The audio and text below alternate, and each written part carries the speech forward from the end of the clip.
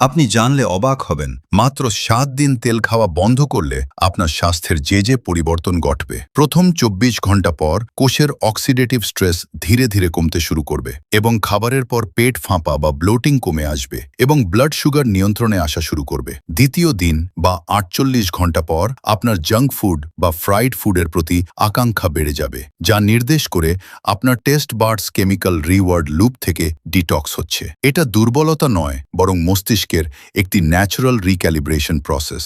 ভোজ্য তেল শরীরে ইনফ্ল্যামেটরি সাইটোকাইন্স বাড়ায়, আর ইনফ্ল্যামেশন হলে শরীরের টিস্যুতে পানি জমে এবং টানা তৃতীয় দিন ভোজ্য তেল খাওয়া বন্ধের ফলে ইনফ্ল্যামেশন কমতে শুরু করে। আর ইনফ্ল্যামেশন কমলে সেই জমে থাকা পানি বের হতে শুরু করে, ফলে আপনার মুখ, হাত বা শরীর আগের চেয়ে কম ফোলা দেখাবে এবং মুখের অতিরিক্ত তৈলাক্ত ভাব, ছোট ছোট র্যাশ বা ব্রণের প্রকোপ কমতে শুরু করবে। এছাড়া শরীরে সোডিয়ামের ভারসাম্য এবং কর্টিসলের মাত্রা স্বাভাবিক হতে শুরু করবে। আমরা সকলেই জানি পলিআনস্যাচুরেটেড ফ্যাটি অ্যাসিড সহজে অক্সিডাইজ হয়। এই অক্সিডাইজড ফ্যাটি অ্যাসিড মাইটোকন্ড্রিয়ার কাজ ক্ষতিগ্রস্ত করে এবং চতুর্থ দিন পর্যন্ত তেল না খেলে মাইটোকন্ড্রিয়ার কার্যক্ষমতা বাড়ে। তখন মাইটোকন্ড্রিয়া তুলনামূলকভাবে স্টেবলভাবে এনার্জি তৈরি করতে পারে, যার ফলে ব্রেইন ফগ কমে যেতে শুরু করে এবং ফোকাস পাওয়ার বৃদ্ধি পায়। এছাড়া সেল মেমব্রেনের ফ্লুইডিটি স্বাভাবিক হতে শুরু হয়, আর টানা 5 দিন তেল না খেলে এনার্জি স্ট্যাবিলাইজ হতে শুরু করবে। ইনসুলিন রেসপন্স আরও স্মুথ হয়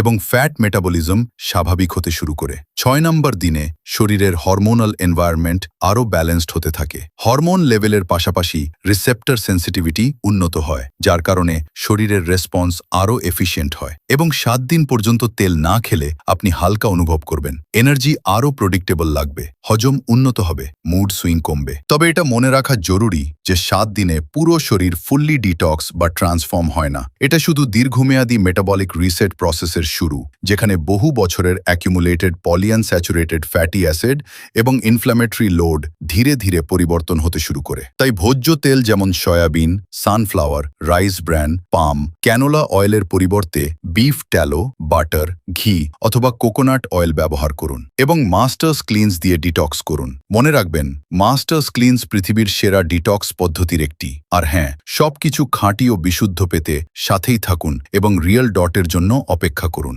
আর যদি কিছু বলার থাকে তাহলে কমেন্ট বক্সে জানান।